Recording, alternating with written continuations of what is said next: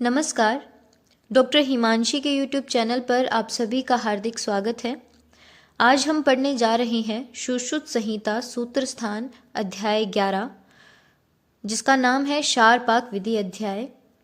इस चैप्टर के अंदर हम क्षार से रिलेटेड बहुत सारी चीज़ें पढ़ेंगे, जैसे क्षार की क्या डेफिनेशन है, क्षार क्यों प्रधान है, क्षार के गुण क्या हैं, किन कंडीशन में हमें क्षार का प्रयोग करना चाहिए और किन कंडीशन में हमें क्षार का प्रयोग निषेध है, कितने प्रकार के क्षार होते हैं, कौन से रस मिलते हैं। इस तरह की बहुत सारी चीज़ें जो हैं हम इस चैप्टर में पढ़ेंगे।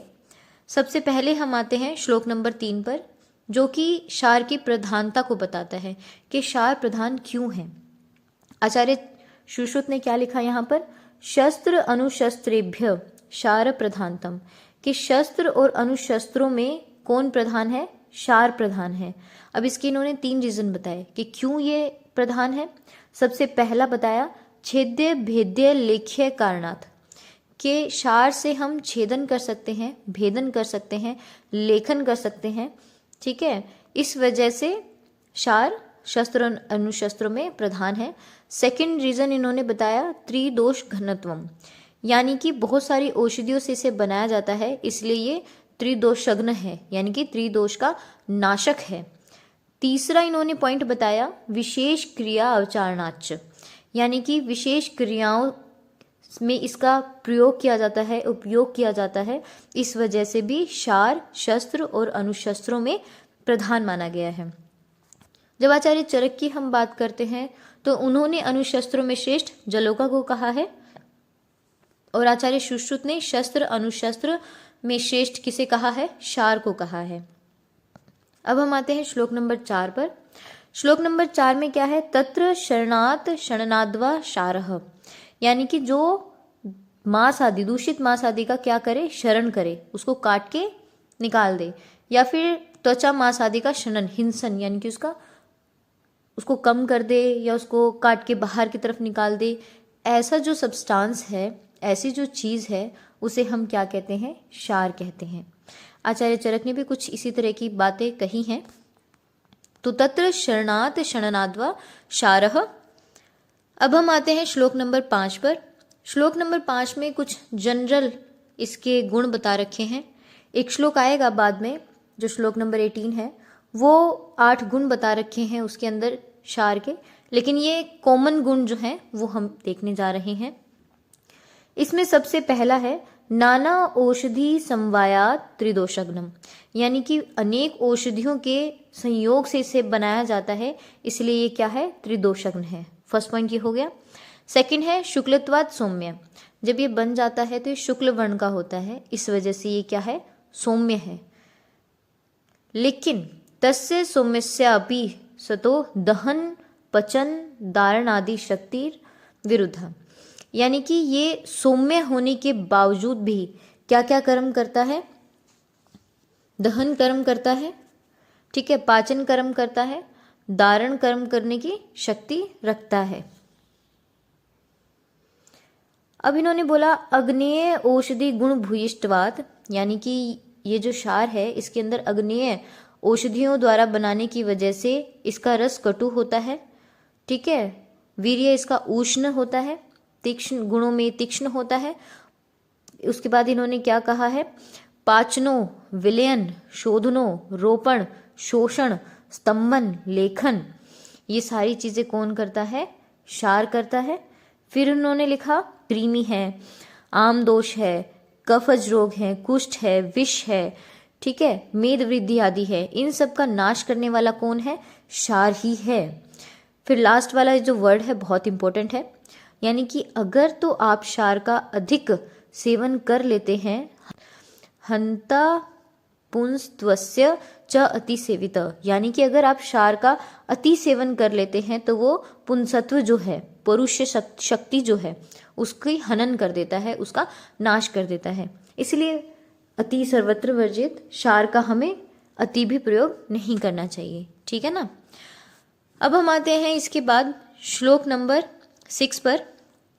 श्लोक नंबर 6 में क्या कहा आचार्य ने कि सद्विविधा, यानी कि क्षार जो है वो 2 प्रकार का है। एक हो गया प्रतिसारणीय, और एक हो गया पानीय। यानी कि एक इंटरनल यूज कर सकते हैं और दूसरा उसका यूज एक्सटर्नल है। प्रतिसारण वाला जो है वो बाह्य चिकित्सा के लिए, बाह्य परिमार्जन के लिए यूज होगा, और जो पानीय है वो अंतः परिमार्जन के लिए यूज होगा। ठीक है, अब हम देख लेते हैं कि कौन से रोग ऐसे हैं जिनमें हमें प्रतिसारणीय क्षार का प्रयोग करना चाहिए और कौन से रोग ऐसे हैं जिनमें हमें पानीय क्षार का प्रयोग करना चाहिए। सबसे पहले आता है प्रतिसारणीय क्षार। प्रतिसारणीय क्षार के प्रयोग के बारे में देखते हैं हम। उन्होंने बोला तत्र प्रतिसारणीय, ये रोग जिनमें हम प्रतिसारणीय क्षार जो है यूज करेंगे वो कौन कौन से हैं। बहुत सारे रोग हैं, हमें मेन देखने हैं, जैसे कि कुष्ठ, किटिब, दद्रुमंडल, किलास। ठीक है, तो यानी कि ऐसे स्किन डिसऑर्डर जिनमें आप लोकल एप्लीकेशन के लिए बाहर से क्षार दे सकते हो। फिर भगंदर, भगंदर फिस्टुला इन एनो, आप सभी को पता है क्षार सूत्र बांधते हैं इसमें, है ना। फिर अर्बुद, अर्श, दुष्ट व्रण, नाड़ी, तिलकालक, न्यचव्यंग, ये सारी चीजें तो फिर से स्किन डिसऑर्डर्स की आ गई। बाह्य विद्रदी, कृमि विष, साथ में उपजीवा, अधिजीवा, उपकुश, दंतवैदर्भ, 3 प्रकार की रोहिणी, ऐसे 7 प्रकार के मुख्य रोगों में क्षार का प्रयोग होता है। ये थोड़ा सा कभी कभी क्वेश्चन आ जाता है कि कितने ऐसे मुख्य रोग हैं जिनमें हम क्षार का प्रयोग कर सकते हैं। तो आचार्य सुश्रुत ने यहाँ पर 7 जो है मुख्य रोगों का वर्णन किया है। तो ये सारी चीजें हैं प्रतिसारणीय में है। आपको बस ये ध्यान रखना है कि जितने भी स्किन डिसऑर्डर हैं लगभग सभी के अंदर प्रतिसारणीय क्षार का यूज होता है। ठीक है, फिर उसके बाद हम आते हैं श्लोक नंबर 8, जिसमें कि आचार्य ने बताया है कि पानीय क्षार का प्रयोग हमें कब करना है। पानीय क्षार का प्रयोग गर विष, ठीक है, कृत्रिम विष जो होता है गर विष, गुल्म में, उदर रोग में, अग्निसंग, अजीर्ण, आरोचक, आनाहा, शर्करा, अश्मरी, अभ्यंतर विद्रदी। बाह्य विद्रदी प्रतिसारणीय क्षार में था, अभ्यंतर विद्रदी पानीय क्षार में है। कृमि विष अर्श ये दोनों में है, प्रतिसारणीय में भी है और पानीय क्षार में भी है। ये आपको थोड़ा ध्यान रखना पड़ेगा। ये हो गया हमारा श्लोक नंबर 8, जिसमें कि हमने पानीय क्षार किन किन रोगों में देना चाहिए इस बारे में हमने पढ़ा। फिर आते हैं हम श्लोक नंबर 9। अब यहां पर आ जाता है कि किन रोगों में पानीय क्षार निषेध है, अहितकर है, आपको प्रयोग नहीं करना है। जैसे कि रक्तपित्त, आप क्षार का प्रयोग नहीं कर सकते, ऑलरेडी रक्त बाहर निकल रहा है ना, तो और क्या आप शनन करोगे। ज्वरित, कोई ज्वर से पीड़ित है, उसमें भी आप क्षार यूज नहीं करेंगे। पित्त प्रकृति, बाल, वृद्ध, दुर्बल, भ्रम, मद, मूर्छा और तिमिर, इन रोगों में पानीय क्षार का प्रयोग नहीं करते हैं। ठीक है, फिर इसके बाद हम आते हैं श्लोक नंबर 11 पर। श्लोक नंबर 11 के अंदर हम देखेंगे कि जो प्रतिसारणीय क्षार है उसके भी डिवीजन कर रखे हैं मृदु, मध्य, तीक्ष्ण करके। ठीक है, किस ऋतु में हमें उसको ग्रहण करना चाहिए, किस तरह के एरिया में लेना चाहिए, ये सारी चीज़ें श्लोक नंबर 11 में है। कुछ इंपॉर्टेंट चीज़ें मैं आपको निशान लगवा देती हूँ, जैसे कि अतितर त्रिविधो मृदु, मध्य, तीक्ष्ण, यह त्रिविधो 3 प्रकार का है। कौन से वाला? प्रतिसारणीय क्षार। एक हो गया मृदु, एक हो गया मध्यम और एक हो गया तीक्ष्ण। ऐसे 3 प्रकार का प्रतिसारणीय क्षार को डिवाइड किया है। ठीक है, फिर इन्होंने कहा कि शरदी गिरिसानुजम शुचि रूपोष्य, इन्होंने कहा कि शरद ऋतु में जो भी उत्तम दिन है, ठीक है, उसमें वो कहाँ से निकलेगा?